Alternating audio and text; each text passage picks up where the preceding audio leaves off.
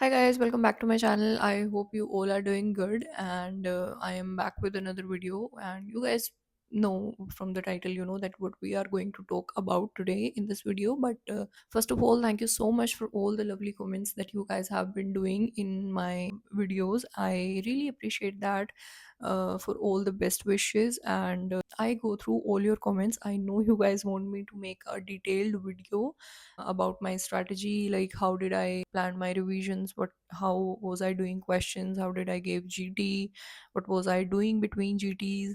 And trust me, I'm working on that video and you will see that soon on my channel, so stay tuned for that. I have tried to answer all your queries in that. वो video थोड़ी लंबी होगी, but I think that will be worth it. Anyways, coming back to today's video, today's topic, that is my UPSC CMS 2025 interview experience. Now, I wanted to upload this video first because interviews are going on. There are so many students still whose interviews are pending, and I thought this video can help them because before my interview, I was also searching for some these same kind of videos जिनका अभी 2025 में interview हुआ है, so that they can tell their experience, what questions were asked from them, and it helps a lot. So I thought I should upload this video first. Also, अगर मैं थोड़ा late करती तो शायद मैं questions भूल भी जाती कुछ कि जो मुझसे पूछे थे. With all those thoughts, I thought of recording this and upload this video to help those students, and I hope it will help you. So let's get into the video. Now, this is going to be a pretty quick short video, and now before jumping directly to my interview questions, I would like to tell थोड़ी पहले की formalities so that you guys can be more comfortable when you go there. Because interview is the very last thing. After that, you will be leaving the campus. So all the formalities that were there before the interview, I will talk about them. And yeah, now guys, interview is in two shifts, at a morning shift and an afternoon shift. So at 9 a.m. and at 1 p.m. So please check carefully कि आपका कौन से shift में है, and आप try करो कि आप हाफ एन आवर तो एटलीस्ट पहले पहुंच जाओ वहाँ पे. If your interview is at 9, make sure you reach there by 8:30 or 12:30 if it is at 1 p.m. And two things are checked at the gate itself, that is printout of your e-summon letter, so make sure that you have that, and one photo ID card. It can be Aadhaar card, it can be PAN, DL, whatever you have, and will sign there in a list. They are having that, and then you will enter a room. Now, if you want to give your electronics to your parents or whomever is with you, you can do that also.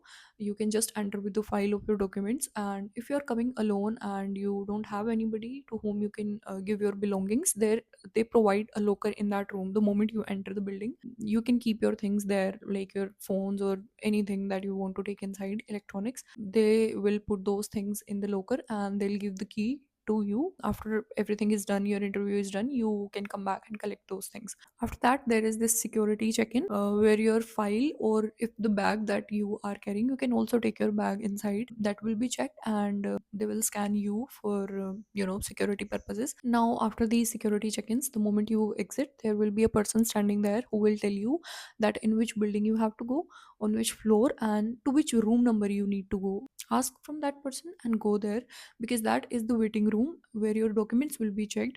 So the moment you enter that room, there is this digital signature you have to do, and they will take a photograph of you. Basically, that is for attendance purposes. So after that formality, that room has 6 or 7 rows. They will assign you that in which row you need to sit. You can't sit randomly in any row, because one row is assigned to a particular panel. There are everybody knows there are 6 or 7 panels which are taking interviews. So each panel has one row, and they will tell you in which row you have to sit. So go there and sit there. You don't need to go anywhere for your documents. They will come to your seat, they will collect the documents from you, whatever they want, photographs, xerox copies, whatever they want from you, they will come to your seat and collect it by themselves. Now comes the document part, that what all documents you need to take. I though will suggest that bring all the original documents that you have till date with you, because if they are not satisfied with any one of your document, they will ask for another one, so you need to have that. But in particular, what documents they asked me to submit, the first one is your 10th mark sheet. The second one is your final year mark sheet. The third is internship completion certificate, and the last one is your provisional degree. So these documents you need to give to them along with your e-summon letter and two passport size photos, two Xerox copies of each document you also need to give them. Now if you belong to any particular category, you also have to submit your category certificate. I filled this exam in general category, so I didn't had to give. I only submitted these four documents along with photographs and e-summon letter. That's all, with the Xerox copies of these things. Now, after all these formalities, each panel has a PA assigned. That PA will come to that particular row, which is going to be interviewed in that room, and they have this serial number list that who is going to be first, second, third, and you can know that beforehand that what number is yours. Are you first, second, third? I was third. So that PA will come and take you with them outside. Whatever bag you have, whatever files you have, basically you don't have to leave anything behind. You need to take all your belongings from that room because you are not going to come back again there. So take all your things. They'll ask you to keep those things outside, assign kind of a shelf to you. After that, they will again do the security check-ins before you are going to enter the room for your interview. And with all after all these formalities, they'll take you right outside that room, and there is a chair. You will sit there because another person is inside giving interview, unless you're the first one. Now the person who is giving interview before you, when he or she will came out, you don't have to go directly. The PA will come again and will ask for the permission from the panel to send the next student, and when he takes the permission and when they gives the permission, only then you have to go inside. And now comes the main part, that is the interview and the question. So guys, different panels can have different number of members. Personally, for me, I am telling my experience in this video. In the panel that I was assigned, there were three members, and IAS sitting in the center and two doctors sitting on like 90-degree to her, and I was sitting in front. So you will ask for the permission to enter the room and all those basic things. You will greet them, and they'll ask you to sit down. Now don't sit yourself. Either they will ask you or you need to take permission to sit down. Then I entered the room and sit there. IAS will start your interview and end it as well. So the very first thing that she did was she showed me a performa and my passport size photograph was on that. She asked me, "Is it you?" And I confirmed back. So the very first question was just to introduce yourself, and it should include your education, your qualification details, and all those. You don't have to go to your family background and all those things. So I introduced myself. Then the next question she had was, "Do you think that all the education that you had in your MBBS, like 4 years, do you think that was enough for you to handle cases in your internship?"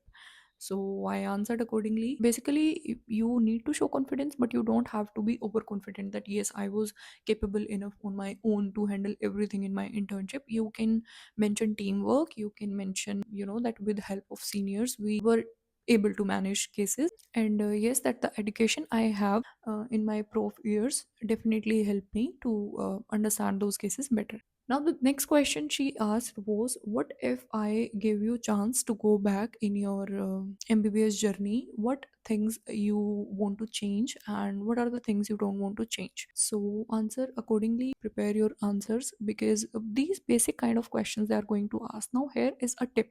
If you are just an MBBS and you freshly passed out from your college, your interview will be more or less on your internship time. And if you had done any job after that, you were a JR, or if you had done PG, or if you had done your SRship, basically the last thing that you had done, your interview is going to be around that. It can be a job, it can be any other experience, but if you're a plain MBBS, you should prepare questions around your internship because they are most interested in that only.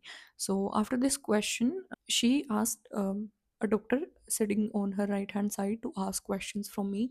Now the first question that he asked me was, "Have you ever heard of Asha and what is her role and the full form of Asha?" Then the second question was, "What investigations you are going to do in a patient of stone?" So we can do USG, KUB, and the investigation of choices and CCT. We all know that. Now the next question was, he asked me about the management of ureteric stones, and we have that size criteria. You guys can read that. Now the next question was, what are the causes of obstructive jaundice. Now, tell about the obstructive jaundice. From that obstructive jaundice question, he came to CBD stones. That how are you going to manage CBD stones? He wanted to hear the word ERCP. So you also need to assess this thing, that whether the examiner is satisfied from what I'm saying or not. So read their expression as well.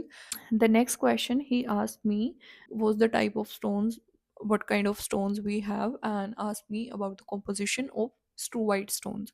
I think these were all the questions that he asked me. So he told the IAS that he's done with the questions. Now the IAS asked another doctor sitting on her left hand side to ask questions.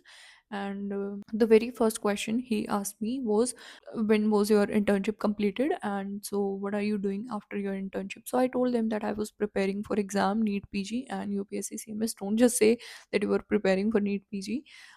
And the next question was, tell me five good things, that five things or five experiences that you had enjoyed in your internship, and five moments that you want to change, like you regret them or you didn't enjoy them. So tell me those.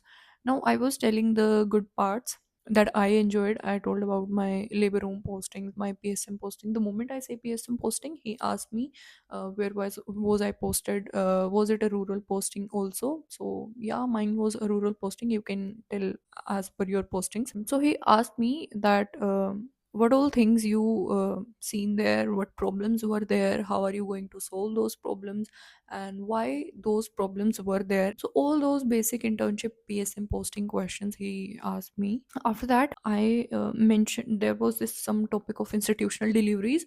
So he asked me about the incentives that are given under the JSY program, and with that he asked the IAS that he's done with his questions. Now the IAS again asked me that if I want to talk about some particular topic or any some anything related to health or medicine. So I denied, and then she asked me about the PG, like which branch I want to pursue. I answered, and obviously she asked why I want to pursue that. So you can also prepare your answer around it. Now this is all with the questions part. It is less about your medical knowledge and it is more about your real life experiences. It can be your internship, it can be in your job. What cases have you handled, how did you handle that, what problems did you face till now as a doctor working at any particular place. Now I will say this was more about your personality. They were judging that than your academic knowledge. So focus on that. Now here are some tips that I want to give you that can help you. They help me for sure. Now the very first thing I want to say is stay calm. You may not feel very calm. You will be nervous, your heart rate will be high. So but pretend that you are calm and composed. Now how are you going to do that? Enter the room slowly, calmly, be in that moment, sit comfortably, let them finish their question. Don't just jump in the moment you know that what is the answer. Let them finish. Take your time if you want to, think upon it, and just know what you're saying. Answer calmly and slowly again, because maximum marks are in IA's hand, and she or he might not know the exact medical terminologies you're talking about, but they are there to assess your personality. And they're looking at everything. I personally, when I was answering to the question of those doctors, I could see from my peripheral vision that she is looking at me. And what was she judging me for? She was looking at my body language, she was looking at the way I was talking, my tone, and how confident I was in my answers, and am I really believing in what I'm saying. So all those things. So make sure you are giving a good impression on your personality part, even if you don't know anything academic. Because I personally have not prepared for this interview. I only had to read some questions. I will also mention the site, exact site, in the description box, from where I had read some basic questions of these subjects. So yeah, I only prepared for 2 days. The last time I read all those academic things was 3 months back in my NEET PG. So I was not well prepared academically. So even if you don't know the answer to any question, just pretend that you are thinking at least. Don't just say upfront that I don't know this. Pretend that you are thinking for 2, 3, 4 seconds, and then say calmly, respond calmly that sorry sir, I'm not able to recall right now, but I will make sure that I will learn about it once I go. So, in a nutshell, just pretend that you are calm, because in reality, you may not be, but you have to pretend that you are not nervous at all. Now comes the second thing: maintain eye contact as much as you can, because they are continuously looking in your eyes whenever they are asking a question, whenever you are answering that. Even if you are talking to somebody else, they are looking at you. So you don't have to look at them who are not asking the question. Your eye contact should be with the person who is asking the question directly. You need to look at them. Now, when we are thinking about something, we tend to look here and there. It's okay for that particular moment. I am not saying, that maintain the eye contact for the whole time. You may look here and there, but try to maintain as much eye contact as you can with them while answering, at least when you're not thinking. So this is my second point, and it's really important. It gives a good impression on your personality that you're confident and you know what you're saying and you mean it. Now the third point I want to mention is try to be slow, because slowness gives an impression of calmness. So don't be extra slow. I mean, I hope you're getting normally that the person is also not uncomfortable with that. Basically, don't rush with whatever you want to say, even if you know the answer completely, and even if you're too much confident, just take everything slowly, because that is also going to give a good impression on you that you are not in any hurry and you can think, you can stay calm even under stressful situations, because interview itself is a stressful situation, I would say. Now the last point is, when you are exiting the room, say thank you, of course, but to everybody of them, and not just the person or the IS sitting in the center, because everybody is looking at you, and you cannot just thank one person and leave the room. So look at everybody and say thank you to each one of them and then leave. Now, for study purpose, I don't think you have to study in particular for some subjects. Your clinical knowledge is good enough to take you through the interview. That's what I feel. I will mention that site in the description box. You can go there and check those PDF for each subject, like the questions that they are going to ask. And I think that is pretty good. You can just do that and you're good to go. Yeah, and I think that is it for this video. I hope it will help you. You can ask me anything in the comment section if you feel I haven't answered something, and I would love to answer that. And thank you so much for watching till now. I really appreciate that. And yeah, bye bye, take care.